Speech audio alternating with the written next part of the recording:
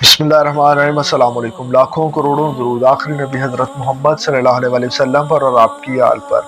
अल्लाह ताला ने अपनी मखलूक से रिस्क का वादा किया है और अल्लाह ताला वादे का पाबंद है, मगर हमें थोड़ी सी कोशिश तो खुद करनी पड़ेगी ना कि हमें उस रिस्क को कैसे हासिल करना है। उसके लिए हमें थोड़ी सी कोशिश ज़रूर करनी पड़ेगी, यानी कि बाहर निकल कर रिस्क तलाश करना पड़ेगा। उस रिस्क को तलाश करते वक्त अपने जहन में सिर्फ उस अल्लाह ताला के वादे को जहन में रखें कि अल्लाह ताला ने वादा किया है कि वो आपको रिस्क ज़रूर पहुंचाएगा।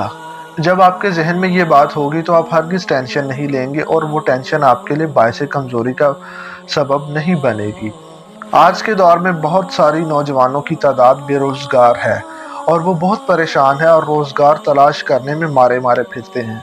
अल्लाह ताला से दुआ है कि अल्लाह ताला उनको एक बायस इज़्ज़त वाला रोज़गार अता फरमाए जिनसे उनकी परेशानियां दूर हों। मगर मैं आपको एक बात यहाँ पर समझाऊंगा कि रिस्क तलाश करें, नौकरी तलाश करें, मगर परेशान मत हों। वो परेशानी आपके सेहत पर बहुत गहरा असर डालती है।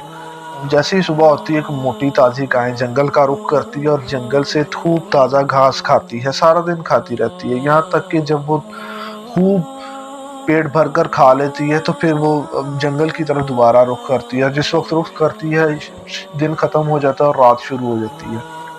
जब वो जंगल में जाकर अपने ठिकाने पर जहाँ पर भी वो रहती थी वहाँ पर जाकर जब सोने लगती तो एक उसके जहन में ख्याल आता कि मैं आज तो खा ही हूँ, मैं कल क्या खाऊंगी जंगल में जाकर, क्या मुझे कल घास मिलेगा जंगल में जाकर। अब उसको ये बात तंग कर रही थी कि पता नहीं मुझे कल घास मिलेगा या नहीं मिलेगा, अगर ना मिला तो मेरा क्या होगा। ऐसे ही सोचते सोचते सुबह हो जाती। जब सुबह होती है तो वो कमज़ोर हुई होती है, बिल्कुल।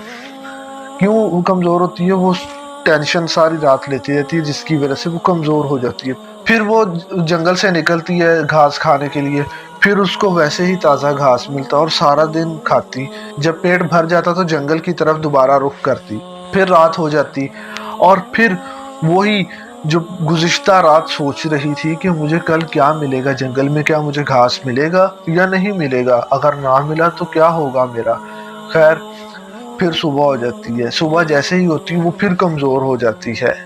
ऐसे ही फिर वो घास खाने जाती है, उसे फिर घास मिलता है। फिर वो शाम को जब पेट भर कर वापस आती है जंगल में तो उसको फिर वो फिक्र लाहक हो जाती है कि मैं सुबह क्या खाऊंगी।